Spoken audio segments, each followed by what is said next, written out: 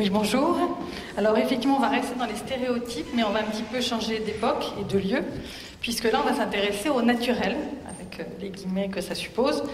On se trouve ici dans un livre, je crois que c'est la première fois la première image qui est un frontispice, donc je trouve que c'est intéressant, ça me plaît parce que je suis de formation bibliothécaire, mais en dehors de ça, je trouve que cette image est extrêmement intéressante, parce que justement, ça n'est pas une photo, donc l'auteur a pu créer, et on va voir qu'il a beaucoup créé. C'est le frontispice du livre de Pierre Sonra qui s'appelle « Le voyage à la Nouvelle-Guinée ». Et ce que je vous propose, c'est d'essayer de voir à travers quelques exemples tout ce que ce dessin, cette gravure, mais qui est bien sûr faite d'après un dessin, comporte de mensonges, ou en tout cas de pas vraiment vérité, ou de liberté prise avec la réalité, dans l'image, mais aussi dans le livre. Et je pense que c'est ça qui est intéressant pour aboutir justement à la vision un peu ethnographique qui se dessine ici, puisque vous avez Pierre Sonra lui-même, qui est en plein travail, c'est un naturaliste, et il observe la nature, c'est-à-dire les animaux, les paysages, les personnes qu'il rencontre et les animaux qu'il croise sur son chemin. Alors, Sonra est un naturaliste, mais c'est surtout un dessinateur. D'ailleurs, le premier demi-mensonge qu'il fait, c'est quand il se donne comme titre dans la page de titre de l'ouvrage « Sous-commissaire de la marine, naturaliste, pensionnaire du roi, correspondant de son cabinet, etc. » En fait, naturaliste, il ne l'est pas vraiment. D'abord, il a 20 ans quand il arrive à l'Île-de-France.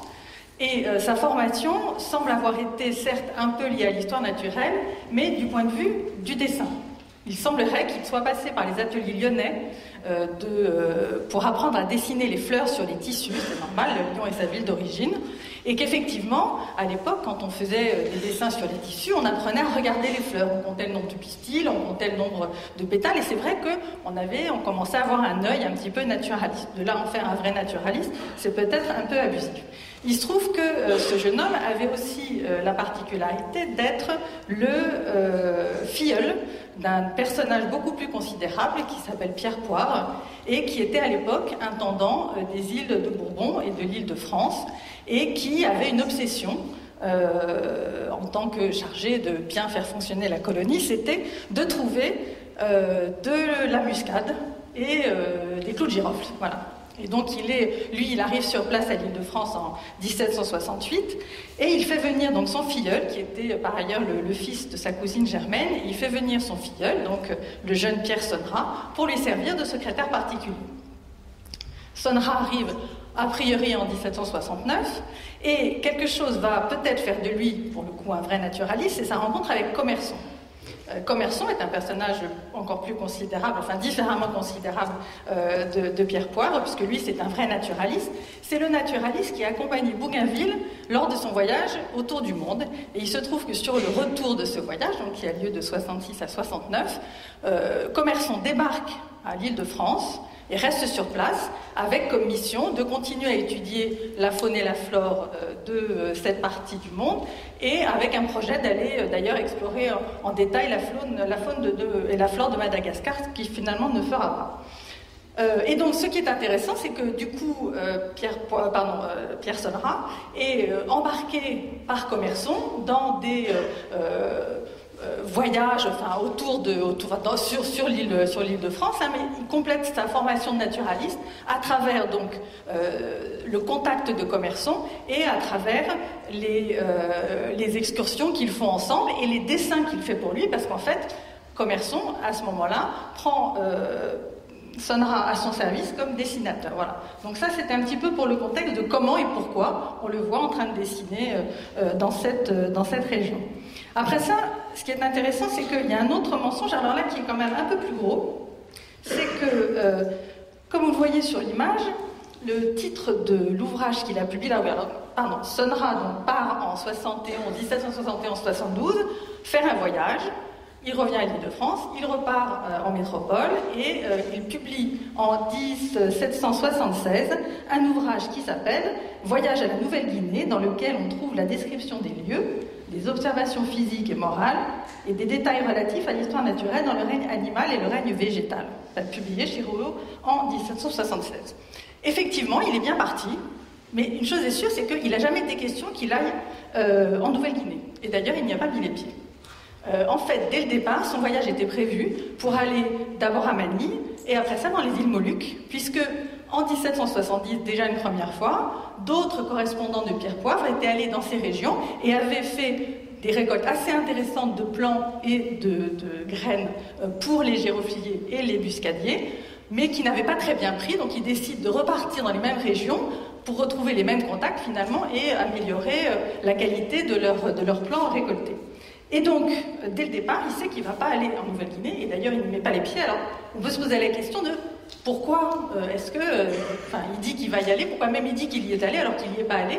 Alors, une des explications peut se trouver dans la place qu'a la Nouvelle-Guinée dans l'imaginaire de l'époque, et on trouve dans l'histoire de la navigation aux terres australes publiée par Charles de Brosse quelques années auparavant, 1756, la phrase qui dit « Toute colonie placée en Nouvelle-Guinée tiendra le bout du fil d'Ariane ». Donc c'est quand même une région, il n'y est pas allé, il aimerait bien y être allé parce que c'est l'Eldorado de tout ce qu'il faut pour faire la meilleure colonie possible. Donc c'est quand même un élément aussi là que je trouve intéressant. Enfin, on va me dire que c'est un peu gonflé vu qu'il n'y a pas mis les pieds, que c'est assez facile de le savoir.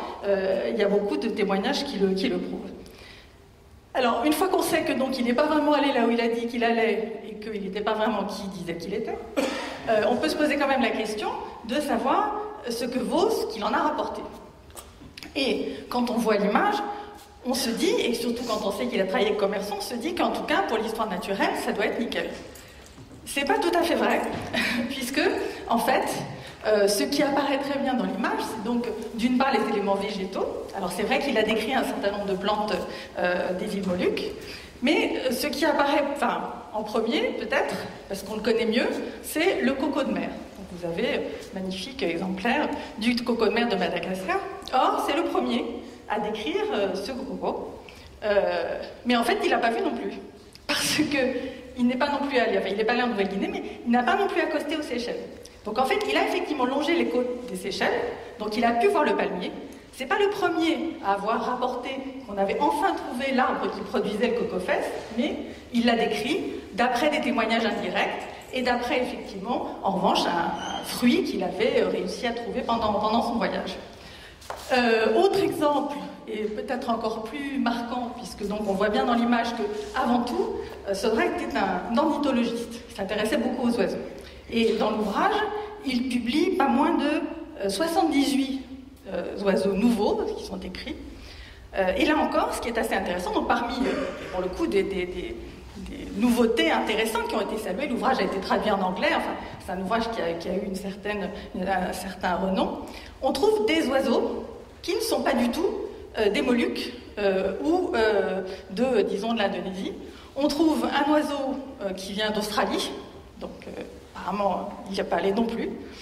On trouve des descriptions d'oiseaux d'Afrique du Sud et, plus étonnant encore, on trouve une description de 3 manchots qui donc sont des animaux arctiques. Et en particulier, on trouve encore dans la nomenclature actuelle le nom d'un manchot papou, qui vit nativement en Antarctique, mais que Sonra a décrit dans son ouvrage. Donc le nom est resté, même si bien évidemment la réalité n'est pas celle-là. Alors, le plus probable, c'est qu'il a récupéré ses dessins et ses descriptions dans les papiers laissés par Commerson à l'Île-de-France, et qu'il s'en est emparé, et qu'il les a localisés en Nouvelle-Guinée, dans laquelle il n'était jamais allé, donc jusque-là, tout va bien. Alors, du coup, pour revenir sur resserrer sur l'ethnographie, puisque c'est surtout cet aspect-là qui nous intéresse ici, on voit donc aussi dans cette image les naturels. Il y a des hommes et puis il y a une femme qui est en train de présenter, donc elle avec un enfant, et elle est en train de présenter un oiseau pour que le grand naturaliste puisse le décrire, et on voit qu'elle est extrêmement dénudée. Là, c'est pareil. Ce qui est intéressant, c'est que, du coup, ça donne envie de voir les observations ethnographiques qu'il a faites. Et le seul passage où il parle des femmes dans le livre, qui fait quand même, 200 pages à peu près, c'est ce petit passage, page 184, donc sur les habitants des Moluques, où il dit « Il n'y a que les femmes et les prêtres qui portent des vêtements. Les femmes sont couvertes d'une robe longue et d'une espèce de sac, sans plis, fermé par le devant. Elles portent des chapeaux d'une grandeur énorme et qui ont 6 à 7 pieds de circonférence. Ces chapeaux sont plats dessus et chargés de coquillages et de nacres de perles. En dessous, un cercle haut de 3 pouces sert de forme et les fait tenir sur la tête. Ces femmes ne sortent jamais. Elles vivent enfermées dans leur case. Il serait difficile de trouver des hommes aussi jaloux qu'un Moluquois. Il irait de la vie pour un étranger de fixer inconsidérément une femme en présence de son mari. » Alors, franchement, quand on voit l'image qui est représentée, il n'y a strictement aucun rapport entre le texte et en fait l'image qu'il en a lui-même dessinée, puisque donc j'ai dit qu'il était dessinateur et c'est lui qui a dessiné lui-même, qui s'est lui-même dessiné, mis en scène dans l'image. Alors, pourquoi ces décalages ? D'abord, je pense qu'on peut dire que Sun Ra était sans doute un piètre ethnologue. C'est quelque chose qui est confirmé, puisque, après avoir sévi en Nouvelle-Guinée, Sun Ra part en Inde et en Chine pour un voyage plus long, et à son retour, il publie là encore un ouvrage, donc en 1783, sur son voyage en Inde et en Chine. Et là, son propre parrain et protecteur, Pierre Poivre, écrit dans une lettre à un de ses amis un commentaire sur l'ouvrage donc de Sun Ra, mais le deuxième ouvrage sur l'histoire de la Chine. Et il lui dit « Je suis charmé que vous ayez été content de l'ouvrage de Monsieur Sun Ra sur la Chine. Je l'ai trouvé beaucoup trop long sur les Chinois, dont il eût mieux fait de ne rien dire du tout, car il n'a rien vu, rien pu voir en Chine. Il a jugé de ce grand peuple comme pourrait juger des Français un Chinois qui aborderait à Marseille, il serait fermé en quarantaine et au sortir de sa quarantaine retournerait dans son pays pour y faire l'histoire des Français, dont il ne saurait seulement pas un mot de leur langue. » Voilà, autant dire que apparemment c'était quand même pas sa spécialité. Mais moi je pense qu'il y a une autre idée derrière, et cette image m'a immédiatement fait penser à un texte de Commerson précisément, qu'il avait rédigé après son passage à Tahiti. Et en fait, donc Commerson avec Bougainville arrive à Tahiti en 68, et après ça, donc on a vu qu'il passait à l'Île-de-France.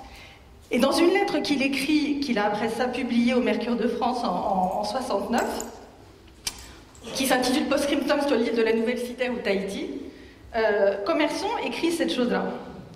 Né sur le plus, donc il parle des Tahitiens, né sous le plus beau ciel, nourri d'une terre féconde sans culture, régi par des pères de famille plutôt que par des rois, ils ne reconnaissent d'autre Dieu que l'amour. Tous les jours lui sont consacrés, toute l'île est son temple, toutes les femmes en sont les autels, tous les hommes les sacrificateurs. Et quelles femmes, me demanderez-vous? Les rivales des Géorgiennes en beauté et les sœurs des Grâces toutes nues. Là, ni la honte ni la pudeur n'exercent point leur tyrannie. La plus légère des gazes flotte toujours au gré du vent ou des désirs. L'acte de créer son semblable est un acte de religion. Les préludes en sont encouragés par les vœux et les chants de tout le peuple assemblé, et la fin célébrée par des applaudissements universels. Voilà. Donc il m'a semblé que la gaze qui flottait autour de cette dame qui n'habite pas en Nouvelle-Guinée pouvait vraiment faire penser, et qu'en fait il y a comme ça une propagation finalement des images, et quand bien même on est un naturaliste et qu'on écrit quelque chose, en fait, ça peut être complètement faux. Je vous remercie. Merci.